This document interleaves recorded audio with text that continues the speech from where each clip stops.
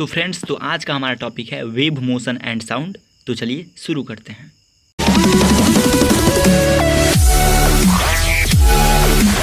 So friends, एक request है, यदि आपने वीडियो पे क्लिक किया ही है तो वीडियो को पूरा ही देख लो। वीडियो में ज़रूर कुछ मिल ही जाएगा, तो आप वीडियो को पूरा ज़रूर देखें। सो हमारा पहला क्वेश्चन है कि पानी में उत्पादित ध्वनि की तरंगदैर्घ्य 480 सेंटीमीटर है। यदि ध्वनि का वेग पानी में 1440 मीटर प्रति सेकंड है तो एक व्यक्ति द्वारा वायु में सुनी गई ध्वनि की तरंगदैर्घ्य होगी सेंटीमीटर में। अब आपको पता है कि किसी भी तरंग की यानी उसकी ध्वनि की, जो यहाँ पे ध्वनि है, उसका आवृत्ति फ्रीक्वेंसी किसी भी माध्यम में नहीं बदलता है। उसका वेवलेंथ यानी कि तरंगदैर्घ्य बदलता है, चाल बदलता है, लेकिन आवृत्ति समान रहती है। यानी कि पानी में और वायु में दोनों में आवृत्ति समान रहेगी। और आवृत्ति के इक्वल टू क्या होता है? v/λ होता है। यानी कि n1 = n2 बराबर v1/λ1 = v2/λ2। यहाँ से हम कर सकते हैं v1 यानी कि 1440 क्लियर, v1/λ1 480 = v2। और हम जानते हैं कि वायु में कितना होता है? 330 या 332, 330 लेते हैं अपान λ2, और हमको λ2 ही चाहिए, यहाँ पे रख लेते हैं। अब इसको सॉल्व करेंगे और λ2 का वैल्यू निकालेंगे तो सेंटीमीटर में आएगा 110 सेंटीमीटर। तो इसका आंसर हो जाएगा ऑप्शन तीसरा। क्लियर है? सो हमारा नेक्स्ट क्वेश्चन है दूसरा कि वायु में दो तरंगों की तरंग दैर्ध्यों का अनुपात 3:5 है।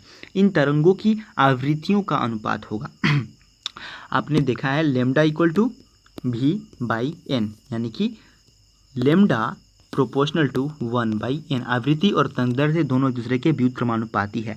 यानी कि जब तरंगदैर्घ्य का अनुपात दिया हुआ है λ1/λ2 का वैल्यू 3/5, तो ये n2/n1 के इक्वल होगा। यहाँ से n1/n2 इक्वल टू हो जाएगा 5/3। क्लियर है? तो आवृत्तियों का अनुपात हो जाएगा आंसर ऑप्शन दूसरा 5:3। क्लियर है? सो नेक्स्ट क्वेश्चन है हमारा तीसरा कि एक कंपित वस्तु 1 सेकेंड में 240 कंपन करती है। वायु में ध्वनि की चाल 320 मीटर प्रति सेकेंड है। कंपित वस्तु के द्वारा किए गए 15 कंपनों में वायु में ध्वनि कितनी दूर जाएगी? देखिए, 1 सेकेंड में 240 कंपन करती है और 1 सेकेंड में किए गए कंपनों की संख्या को ही आवृत्ति कहते हैं। ठीक है? तो जब 1 सेकेंड में यानी कि 240 कंपन करने में 1 सेकेंड लेती है तो 15 कंपन करने में जो समय लगेगा कितना लगेगा? 15/240। क्लियर है? यहाँ से आप कैंसिल करेंगे तो आएगा 15 कंपन करने में लगा समय 1/16। अब ध्वनि की चाल आप देख सकते हैं 320 मीटर पर सेकंड है और 1/16 सेकंड में यह कितना दूर जाएगा? यानी कि चाल 320 और जो समय है 1/16 मल्टीप्लाई करेंगे आ जाएगा 20। तो आंसर हो जाएगा ध्वनि 20 मीटर दूर जाएगी। आंसर ऑप्शन चौथा। क्लियर है? नेक्स्ट क्वेश्चन है हमारा चौथा कि एक कण 20 सेकेंड में 10 कंपन करता है। क्लियर? 20 सेकेंड में 10 कंपन यानी कि 2 सेकेंड में 1 कंपन करता है। इसका आवर्तकाल कितना होगा? आवर्तकाल क्या होता है? एक कंपन करने में लिया गया समय। 20 सेकेंड में 10 कंपन करता है तो एक कंपन करने में 2 सेकेंड का समय लगेगा और एक कंपन करने में लिया गया समय ही आवर्तकाल होता है। आंसर ऑप्शन पहला 2 second. Clear? So next question है हमारा पांचवा कि वह ताप जिस पर ध्वनि का वेग 0 डिग्री सेल्सियस पर 0 डिग्री सेल्सियस पर ध्वनि के वेग का 1.5 गुना हो जाता है। तो जो वेग, ध्वनि के वेग और ताप में रिलेशन होता है वो होता है v = √3RT/m। यहाँ से ये टेम्परेचर है और ये ध्वनि का वेग है। क्लियर? यानी कि v √T। यहाँ से हम निकाल सकते हैं v1/v2 = T1/T2। यहाँ पे हमको T1 का वैल्यू दिया हुआ है 0 डिग्री यानी कि 273 केल्विन में लेते हैं v1 का वैल्यू और v2 का वैल्यू हम मान लेंगे v और 1.5 v, क्योंकि ये 1.5 गुना हो जाता है। क्लियर है? यहाँ से v1 यानी v, v2 1.5 v = √T यानी कि 273 बटा हमको T2 चाहिए। यहाँ से ये कैंसिल और इसको लिख सकते हैं 2/3। क्लियर? 2/3। अब दोनों पक्ष का स्क्वायर करेंगे 4/9 = 273/T2 और आप इसको सॉल्व करेंगे तो केल्विन में वैल्यू आएगा 614.25 और आप जब इसे डिग्री सेल्सियस में चेंज करेंगे -273। क्लियर है। तो आंसर हो जाएगा ऑप्शन तीसरा 341.25 degree Celsius. So next question हमारा छठा कि एक सेकेंड लोलक एक ऊंचा स्थान पर ले जाया जाता है जहां जी का मान 9.8 मीटर पर सेकेंड स्क्वायर के स्थान पर 4.36 मीटर पर सेकेंड स्क्वायर हो तो लोलक का आवर्तकाल होगा। लोलक का आवर्तकाल टी इक्वल टू उसका फार्मूला होता है 2 पाई रूट में L/G। यहाँ से टी और एल में जी में आप रिलेशन देख सकते हैं टी प्रोपोर्शनल टू 1/√G। हमको चाहिए T2। क्लियर। T2 चाहिए। हम यहाँ से लिख सकते हैं T2/T1 इक्वल टू रूट में G1/G2। क्लियर है, लिख सकते हैं। अब यहाँ से G1 का वैल्यू दिया हुआ है 9.8, G2 का वैल्यू भी दिया है 4.36, T1 का वैल्यू सरल लोलक के लिए 2 सेकेंड होता है। आधा सेकेंड एक दिशा में आधा चक्कर दूरी तय करने में और दूसरी ओर 1 सेकेंड, यानी कि दोनों मिला के सरल लोलक के लिए होता है 2 सेकेंड आवर्तकाल। क्लियर। अब आप जब यहाँ से सॉल्व करेंगे तो आएगा 3 सेकेंड सरल लोलक का आवर्तकाल। तो आंसर हो जाएगा ऑप्शन पहला। क्लियर है, आप उसे सॉल्व कर सकते हैं खुद। नेक्स्ट क्वेश्चन है हमारा 7वां कि 1000 हर्ट्ज आवृत्ति की एक तरंग बिंदु x और y के बीच 400 मीटर की दूरी 200 सेकेंड में तय करती है। क्लियर है, 400 मीटर की दूरी 2 सेकेंड में तय करती है, यानी कि 1 सेकेंड में 200 मीटर, तो तरंग की चाल हो गई 200 मीटर पर सेकेंड। क्लियर।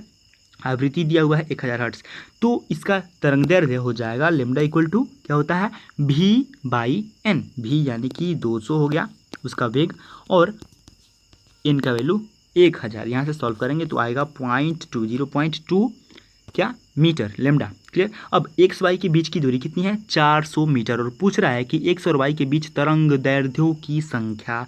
एक तरंगदैर्ध्य की लंबाई कितनी थी 0.2 मीटर की। क्लियर। और 200 मीटर है, x और y के बीच की दूरी 400 मीटर है, तो 400 मीटर में ये कितने तरंगदैर्ध्य होंगे। तो 400 में हम 0.2 से अगर डिवाइड कर देंगे तो आएगा 2000, वो हो जाएगी तरंगदैर्ध्यों की संख्या। आंसर ऑप्शन तीसरा।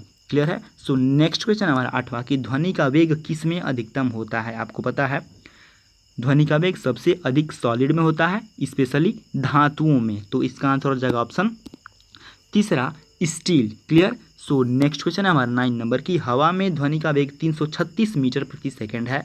जब एक 560 हर्ट्ज आवृत्ति का स्वरित्र द्विभुज 20 कंपन करता है तो ध्वनि द्वारा हवा में तय की गई दूरी होगी।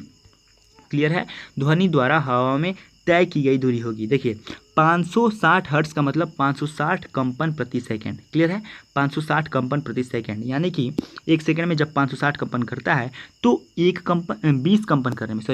कंपन करने में जो समय लगेगा कितना लगेगा 20/560। क्लियर है। यहाँ से आप इसे सॉल्व करेंगे तो आएगा 1/28। क्लियर। 20 सेकंड कंपन करने में लिया गया समय सेकंड में। अब कह रहा है कि इतने समय में ध्वनि कितना दूर जाएगा, यानी कितनी दूरी तय करेगा। तो क्या हो जाएगा, दूरी चाल है 336 और आया हमारा समय 20 कंपन के लिए 1/28 सेकेंड, और आप इसे सॉल्व करेंगे तो ये आ जाएगा 12। क्लियर। तो आंसर हो जाएगा ऑप्शन चौथा 12 मीटर की दूरी तय करेगा। नेक्स्ट क्वेश्चन है हमारा 10वां कि एक मनुष्य 900 मीटर दूर स्थित सीटी की ध्वनि सुनकर अपनी घड़ी मिलाता है, उसकी घड़ी में कितना दोष रहेगा। देखिए 900 मीटर की दूरी है। क्लियर। और सीटी है, ये जैसे कोई वाहन हो सकता है, वो 900 मीटर दूरी स्थित है और वहाँ जब सीटी बजती है तो 900 मीटर की दूरी तय करने के बाद ध्वनि व्यक्ति के पास पहुँचेगा। क्लियर। ध्वनि की चाल लगभग 330 या 32 मीटर पर सेकेंड होता है, यहाँ पे हम 300 भी मान सकते हैं। क्लियर, मान सकते हैं। अब लगभग 900 मीटर की दूरी ध्वनि को तय करने में जो समय लगेगा वो लगेगा 2.7 सेकेंड का लगभग। क्लियर है, यानी कि व्यक्ति को सीटी की आवाज़ 2.7 सेकेंड बाद सुनाई देगा और व्यक्ति अपनी घड़ी को 2.7 सेकेंड बाद ही सेट करेगा, यानी कि उसकी घड़ी सुस्त होगी, लेट होगी, और उसे हम 2.7 को लगभग 3 मान सकते हैं। तो इसका आंसर हो जाएगा ऑप्शन दूसरा 3 सेकेंड सुस्त लेट होगा। क्लियर है। तो फ्रेंड्स, यदि आपने वीडियो को पूरा देख लिया है तो यदि आपके पास कोई सिलेक्टेड चैप्टर है जिसके MCQs पे आप वीडियो चाहते हैं तो आप कमेंट करके बता सकते हैं।